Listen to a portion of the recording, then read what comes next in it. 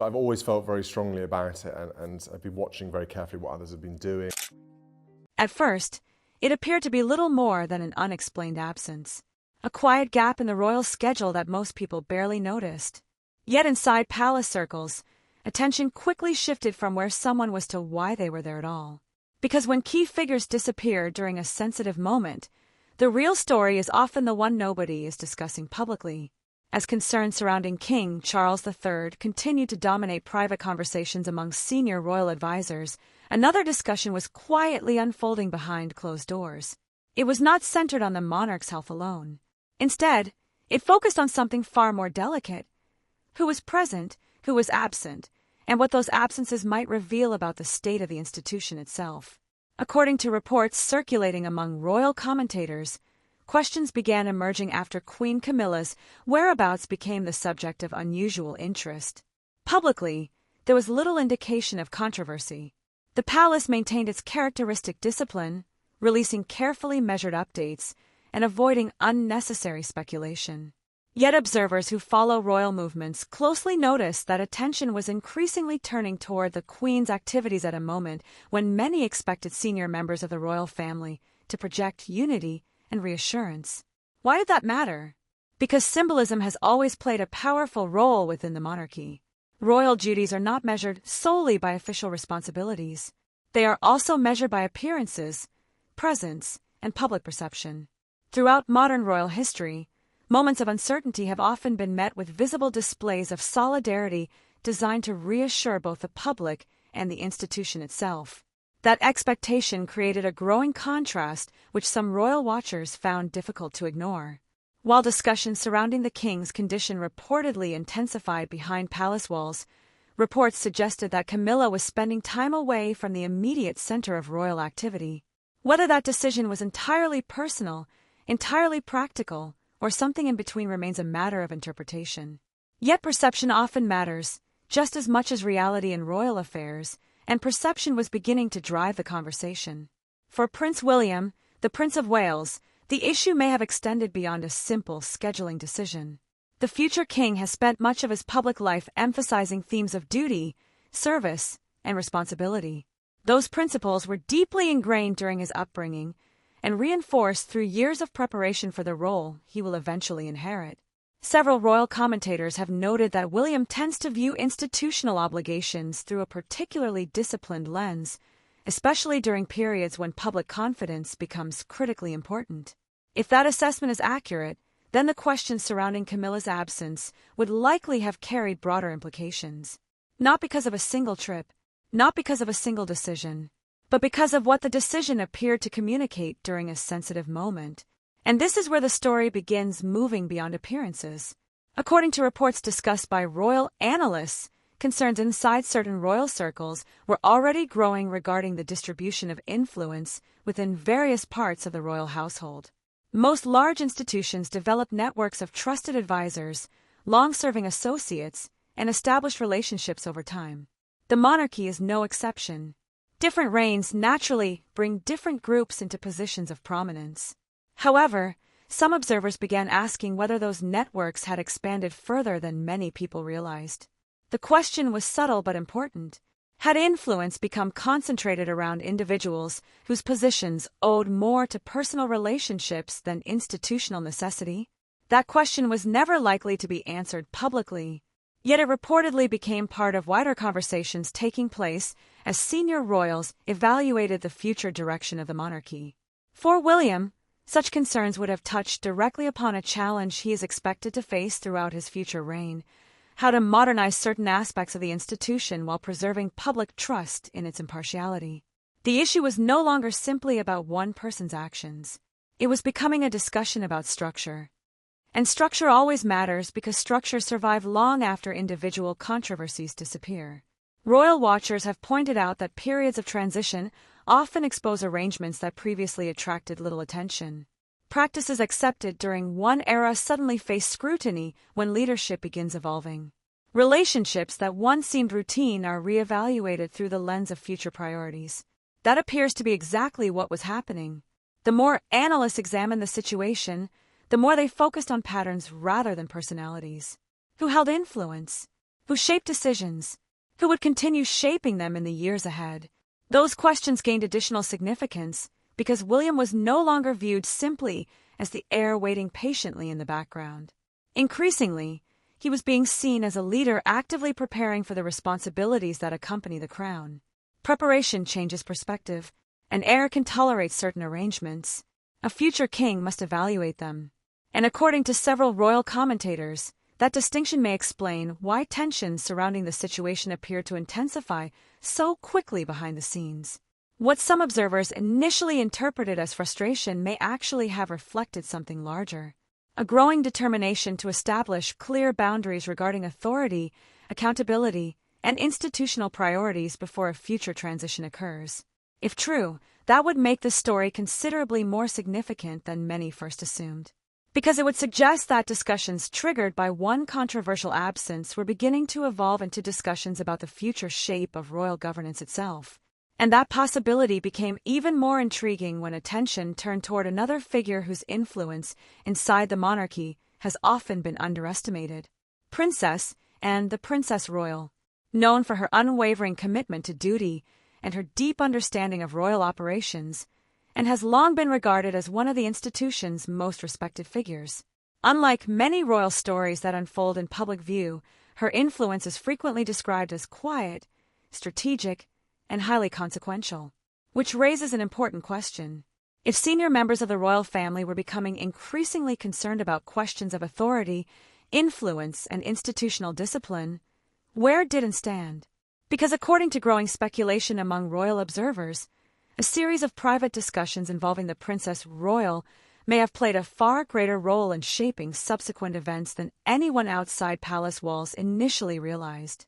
And if those reports contain even a measure of truth, then what happened next may have transformed an uncomfortable family dispute into something far more consequential for the future of the monarchy itself.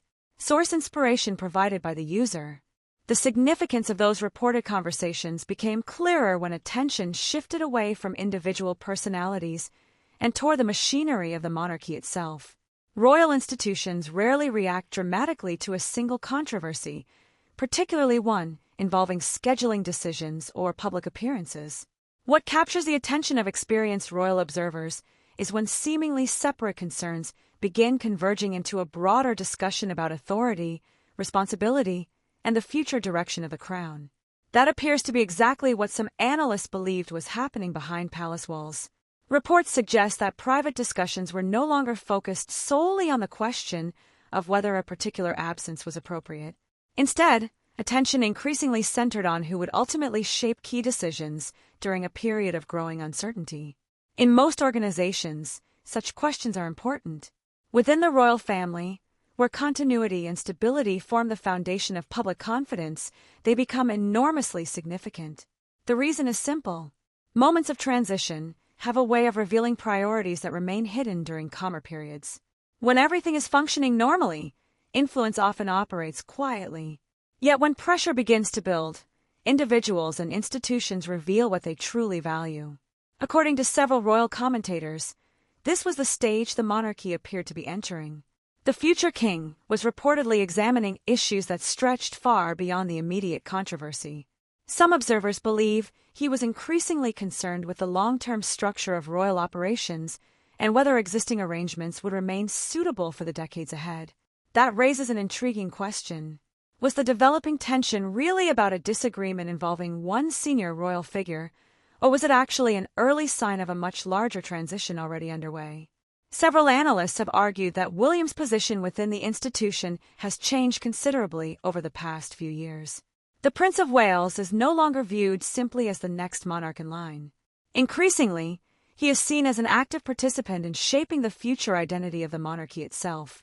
That distinction matters because future monarchs are often judged not by how they inherit institutions, but by how they prepare them. Preparation requires difficult choices. It requires evaluating long-standing relationships. And occasionally, it requires questioning assumptions that previous generations accepted without challenge. Some royal watchers noted that the growing discussion surrounding influence networks may have reflected exactly this kind of evaluation. While there is no public evidence suggesting wrongdoing, commentators increasingly focused on whether certain advisory structures had become too closely associated with particular individuals rather than the institution they were intended to serve. The implication was subtle but important. If influence becomes identified with personalities rather than principles, what happens when leadership changes?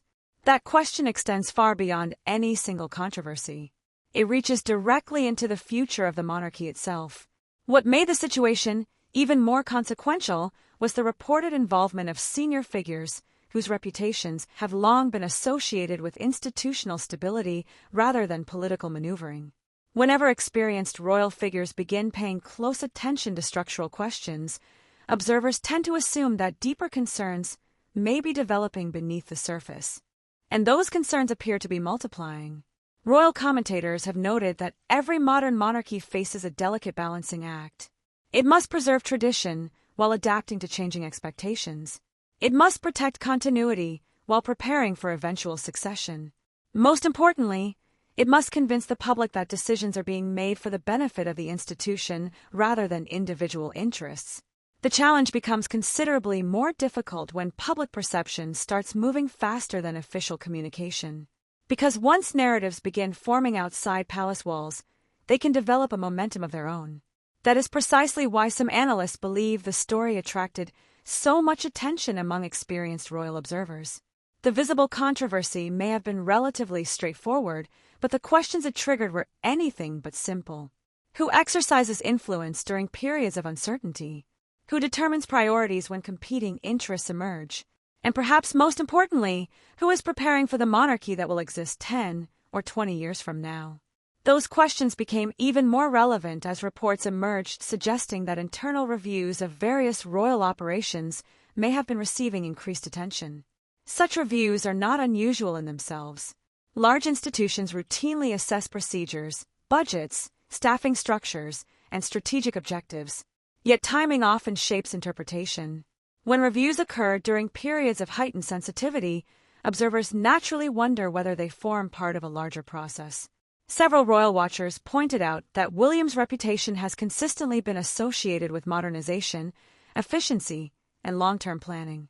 Throughout his public life, he has demonstrated an interest in streamlining responsibilities and focusing royal resources on clearly defined priorities. Viewed through that lens, the growing discussions surrounding influence and accountability begin to look somewhat different. They stop appearing as isolated reactions. Instead, they begin looking like components of a broader vision. And that possibility carries enormous implications. Because if the future king is already thinking beyond immediate controversies, then every decision becomes part of a much larger strategic picture. Not a picture centered on today's headlines. A picture centered on tomorrow's monarchy. That realization led some commentators to revisit another aspect of the situation that had initially received less attention than it deserved. Public trust. For decades, the royal family has relied upon a delicate relationship with the public, one built not merely on tradition but on the perception of service. Whenever events occur that appear inconsistent with that perception, questions inevitably follow. Sometimes those questions fade quickly. Other times they expose deeper anxieties about leadership, accountability, and institutional direction. Several analysts suggested that this may be why reactions inside royal circles reportedly appeared stronger than many outsiders expected. The issue was no longer simply reputational. It was becoming strategic, a challenge affecting how future decisions would be viewed, a challenge affecting how future leadership would be judged, and perhaps a challenge affecting how the next era of the monarchy would be introduced to the public. Yet even as these discussions intensified, another layer of uncertainty remained unresolved. Because while attention focused on influence, accountability, and succession planning, reports suggested that private conversations among senior royals were beginning to move toward a far more sensitive question, one involving not only who holds authority today, but who may be preparing to exercise it sooner than many people previously imagined. If that interpretation is correct, then everything discussed so far may represent only the outer edge of a much larger story, one that could fundamentally change how royal observers understand the decisions currently being made behind closed palace doors. What makes that possibility so important is that it helps explain a contradiction that had puzzled many observers from the beginning. If the controversy were truly limited to one person's decision, it would likely have faded quickly. Royal institutions have weathered countless disagreements, misunderstandings, and periods of unfavorable publicity. Yet reports suggest that discussions continued far longer than many expected, and that persistence may reveal something crucial about what was actually happening beneath the surface. The real concern may never have been the event itself. It may have been what the event exposed. According to several royal commentators, periods of institutional transition often bring hidden assumptions into the open. Arrangements that functioned comfortably under one set of circumstances suddenly attract scrutiny when future leadership begins evaluating the same system through a different lens. What previously seemed acceptable is not necessarily viewed the same way when an organization starts preparing for its next chapter. That observation helps connect several of the questions raised earlier. Why did influence become such an important topic? Why were experienced figures reportedly paying close attention? Why did discussions appear to expand beyond the immediate issue? The answer, some analysts suggest, may lie in the difference between managing a monarchy and inheriting one. Those are not identical responsibilities. A reigning monarch must govern within existing realities. A future monarch must decide which realities should continue and which should evolve. The closer succession planning moves from theory to practical consideration, the more those questions begin shaping present-day decisions. Suddenly, what appears to be a disagreement over priorities becomes a conversation about long-term direction. And that shift changes everything. Several royal watchers have pointed out that William's public approach has consistently emphasized institutional clarity. Throughout the years, he has often appeared more interested in systems than personalities, more concerned with sustainable structures than short-term solutions. Whether discussing charitable initiatives, royal engagements, or broader modernization efforts, the pattern has remained remarkably consistent. Viewed through that framework, recent developments start forming a more coherent picture. The reported concerns about influence, the growing focus on accountability, the attention directed toward future planning. Rather than existing as separate issues, they begin looking like pieces of the same strategic conversation. A conversation centered on readiness. Because readiness becomes increasingly important when uncertainty grows. And uncertainty, according to many commentators, may be one of the defining pressures currently facing the institution. Not uncertainty about who eventually inherits the throne. That question is already settled. Rather, uncertainty about the environment that future leadership will inherit. Public expectations are changing. Media scrutiny operates at unprecedented speed. Every decision faces immediate interpretation, often before complete information becomes available. That reality creates a challenge previous generations never experienced to the same degree. How do you preserve stability while adapting quickly enough to remain effective? The more analysts examine this question, the more they began focusing on the individuals most likely to shape the answer. That brought renewed attention to relationships inside the senior ranks of the monarchy, not as matters of family dynamics alone, but as indicators of institutional priorities. This is where another pattern becomes visible. Throughout modern royal history, the most consequential transitions have often been preceded by gradual shifts in responsibility rather than dramatic announcements. Influence moves before authority formally changes. Expectations evolve before titles do. Decisions begin reflecting future realities long before those realities become publicly obvious. Some observers believe that is precisely what may be occurring now. Not a transfer of power, a transfer of preparation. That distinction matters because preparation reveals intent. When resources, attention, and strategic planning increasingly focus on future challenges, it suggests that key decision-makers believe those challenges are approaching faster than many outsiders realize. If true, that may explain why certain developments have generated stronger reactions internally than externally. Those closest to institutional planning often see implications that remain invisible to the broader public. Yet even this interpretation leaves an important question unanswered. If preparation is accelerating, what exactly is driving that urgency? Reports indicate that different observers offer different explanations. Some emphasize practical governance concerns. Others point toward broader modernization pressures. Still others suggest that changing public expectations are forcing the institution to think differently about leadership and visibility. Perhaps all three factors are connected, because once viewed together, they reveal a recurring theme. The monarchy is not simply responding to events. It is attempting to position itself for conditions that may not fully emerge for years. That realization also helps explain why the Princess Royal's reported involvement attracted attention among experienced royal analysts. Figures known for institutional loyalty rarely become central to discussions unless broader questions are under consideration. Their presence often signals that conversations have moved beyond personalities and entered the realm of long-term continuity. Continuity is the key word. Every development discussed so far appears connected by a common objective, ensuring that future transitions occur from a position of strength rather than uncertainty. But continuity comes with its own challenges. Protecting stability sometimes requires change. Maintaining public trust sometimes requires reassessment. And preserving an institution sometimes means rethinking assumptions that once seemed untouchable. That may be why the story has continued expanding instead of narrowing. Every attempt to explain one question seems to uncover another. Every connection reveals a deeper layer. Every answer points toward larger pressures operating beneath the visible surface. By now, the original controversy almost feels secondary to the broader issues it exposed. Influence, preparation, leadership, institutional direction. These are the themes increasingly dominating the conversation. Yet one final connection remains unresolved.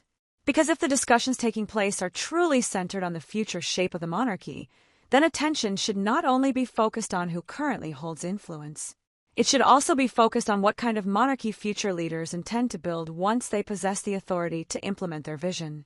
And according to some royal observers, that question may lead directly to the most significant revelation of all. Because the signs emerging behind the scenes suggest that what appears to be a debate about present circumstances may actually be an early glimpse of a monarchy already being redesigned for a very different future.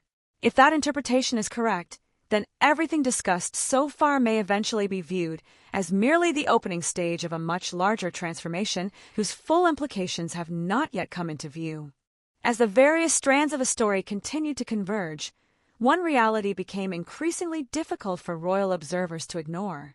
What initially appeared to be a discussion about influence was now intersecting with something far more consequential: operational authority. Authority and influence are often spoken about as though they are the same thing. Within major institutions, they rarely are. Influence can shape conversations. Authority determines outcomes. And according to analysts who closely follow royal affairs, the distinction between those two forces may explain why attention was increasingly shifting toward the role William is already playing inside the monarchy. Reports suggest that over recent years, responsibility for several high-profile initiatives has steadily gravitated toward the Prince of Wales. Publicly, this has often been presented as a natural part of preparing the next generation of leadership. Yet viewed through the broader context of everything discussed so far, those developments begin to take on additional significance. Because preparation creates expectations, and expectations eventually create pressure. The more responsibilities entrusted to the future king, the more difficult it becomes for him to remain merely an observer when institutional questions arise. Royal commentators have noted that this may be one reason discussions surrounding governance, accountability, and strategic direction appear to attract such sustained attention. The situation was no longer occurring around William.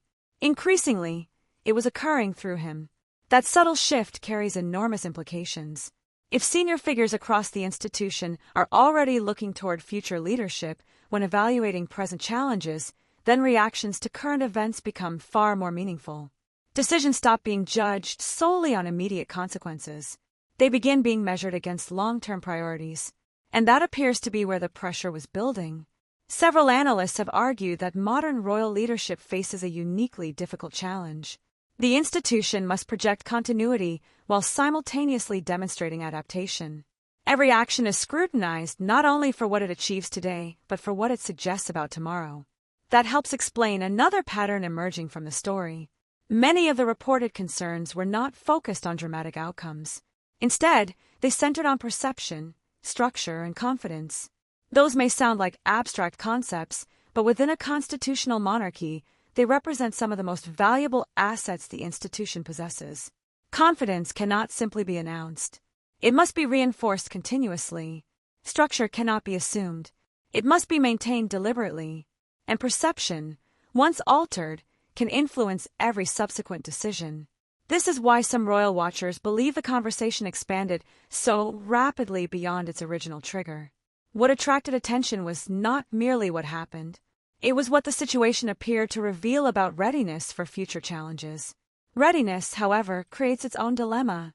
The more actively future leadership prepares, the more visible that preparation becomes. At a certain point, observers begin noticing where authority is accumulating, where responsibilities are concentrating, and where strategic attention is being directed. Reports indicate that this process may now be generating new questions among royal commentators, not about succession itself, but about succession management. There is an important difference. One concerns who eventually leads. The other concerns how that leadership transition is shaped long before it formally occurs.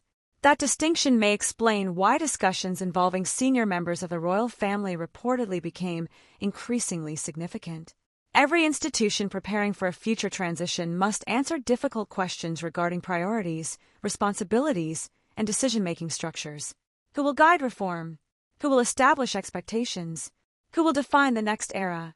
The closer observers looked at those questions, the more interconnected everything appeared. The reported concerns about influence, the growing emphasis on accountability, the attention directed toward institutional discipline, the discussions surrounding public confidence. Individually, each issue could be explained in isolation. Together, they began forming something much larger. A portrait of a monarchy preparing for change while simultaneously trying to preserve stability. And that balancing act is never simple. Royal commentators have suggested that one of the greatest challenges facing any future monarch is determining how much change can occur without weakening the traditions that give the institution its legitimacy. Move too slowly, and the monarchy risks appearing disconnected from contemporary expectations. Move too quickly, and it risks unsettling the very stability it seeks to protect. That tension may now be intensifying, because the pressures influencing future decisions are no longer theoretical. They are becoming immediate. Public expectations continue evolving. Media narratives move at extraordinary speed. Institutional responses are judged instantly, often before full context becomes available. Under such conditions, leadership preparation becomes more than a long-term project. It becomes a present necessity. And according to some analysts, that necessity may be accelerating conversations that otherwise would have unfolded over a much longer period. If true, the consequences are substantial, because accelerated preparation often produces accelerated decision-making.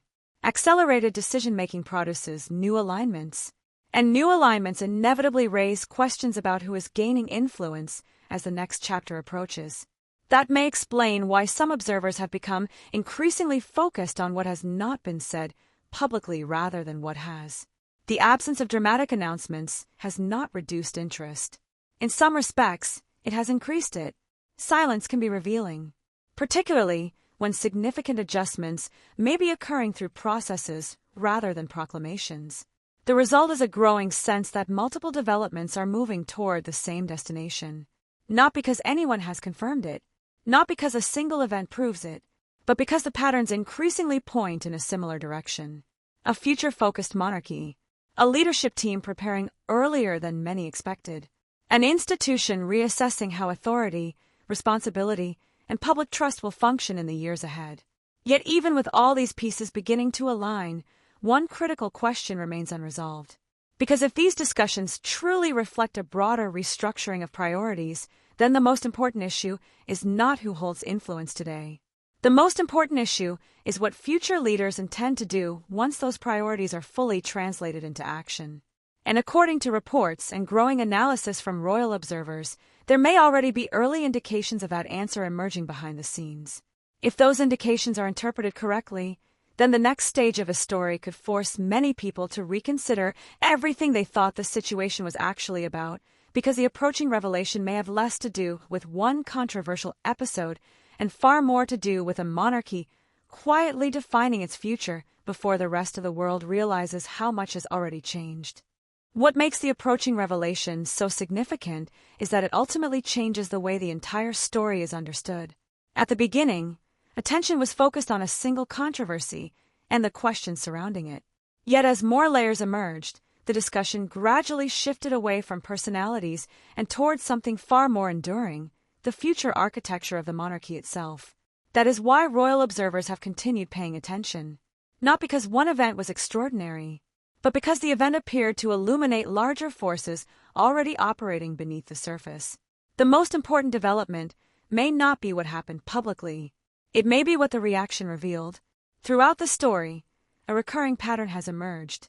Whenever attention turned toward questions of authority, responsibility, and institutional priorities, the conversation repeatedly led back to the same destination: preparation for the next era of royal leadership.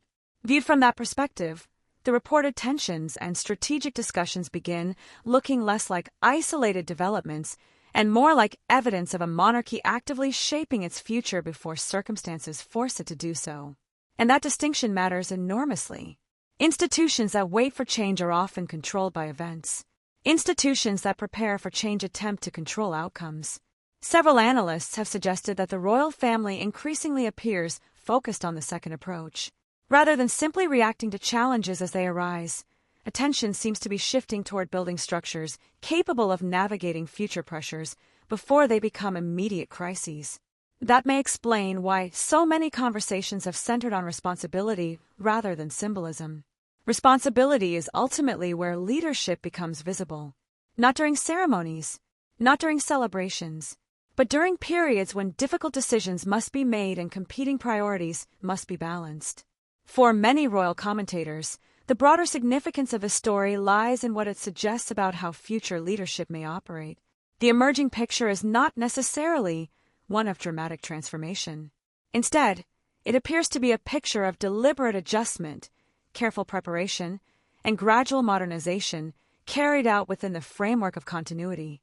In other words, change without instability.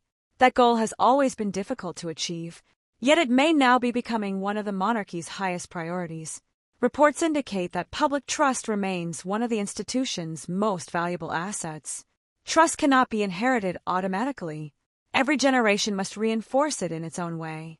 Every future monarch faces the challenge of demonstrating relevance while preserving tradition. Every leadership transition creates opportunities, but also risks.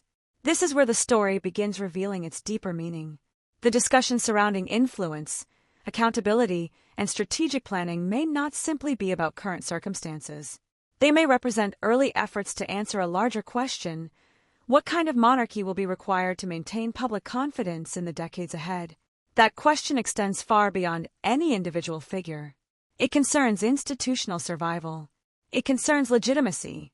It concerns continuity. And according to some royal watchers, that may be why seemingly routine developments have attracted such sustained interest among those who closely follow the monarchy. Because they are searching for signals. Signals about priorities. Signals about leadership philosophy. Signals about how future decisions may be approached. The more those signals are examined collectively, the more a broader trend appears to emerge. A stronger emphasis on structure, a greater focus on accountability, a growing interest in long-term planning, an increasing willingness to think beyond immediate headlines. These themes may not generate dramatic public announcements, but they can shape institutions for decades. That is why succession stories are rarely only about succession. They are about preparation. They are about stewardship. They are about ensuring that authority passes from one generation to the next without weakening the institution itself. And in that respect, this story begins to look very different from how it first appeared. What initially seemed to concern individual decisions now appears connected to questions of institutional direction. What appeared to be a short-term controversy increasingly resembles part of a broader effort to define expectations for the future. The consequences of that shift could extend far beyond the present moment. Future leaders will inherit an environment shaped by rapidly evolving public expectations, constant media scrutiny, and increasing demands for transparency. Navigating those realities will require more than tradition alone. It will require strategy, discipline, and a clear understanding of the monarchy's role in a changing world. Some observers believe that preparations for those challenges are already underway. Others argue that such interpretations may overstate the significance of recent developments. Yet regardless of where one stands, the questions raised by this story are unlikely to disappear. because they touch on issues that every enduring institution must eventually confront. How should leadership evolve? How should authority be exercised? How should tradition adapt without losing its identity? And perhaps most importantly, how should a centuries-old institution prepare for a future that cannot be predicted with certainty? As those questions continue shaping discussions behind palace walls and among royal analysts, the broader significance of this story becomes clearer. It was never simply about a reported disagreement, a controversial episode, or a momentary controversy. Those developments serve primarily as windows into a much larger process already taking shape. A process centered on continuity, a process centered on preparation, a process centered on defining the monarchy's next chapter before that chapter officially begins. And perhaps that is the strongest insight of all. The most consequential moments in royal history are not always the ones announced with fanfare. Sometimes they emerge gradually, through subtle adjustments, changing responsibilities, evolving priorities, and decisions whose significance only becomes apparent years later. The immediate controversy may eventually fade from public memory. The deeper questions may not, because what remains is a larger conversation about leadership, duty, public trust, and the future direction of one of the world's most closely watched institutions. The monarchy has survived for generations by adapting when necessary while preserving the principles that give it continuity. The developments discussed throughout the story may ultimately be remembered not for the controversy that first attracted attention, but for what they appeared to reveal about the preparation taking place behind the scenes. Whether those preparations prove decisive remains to be seen. What is clear is that many royal observers believe the institution is already thinking beyond today's headlines and focusing on the challenges of tomorrow. If that assessment is correct, then this story may represent more than a temporary episode in royal affairs. It may be one small glimpse into how the next era of leadership is being shaped long before it officially arrives. And that leaves one final question worth considering. Will history ultimately remember this as a routine chapter in an ongoing royal story, or as an early indication of how the monarchy quietly began preparing itself for a fundamentally different future? If you enjoyed this deep dive into the royal family, Prince William, Catherine, Princess of Wales, King Charles III, Princess and the future of the monarchy, be sure to subscribe and turn on notifications so you never miss our next royal analysis. Let us know your thoughts in the comments below. We'll see you in the next video.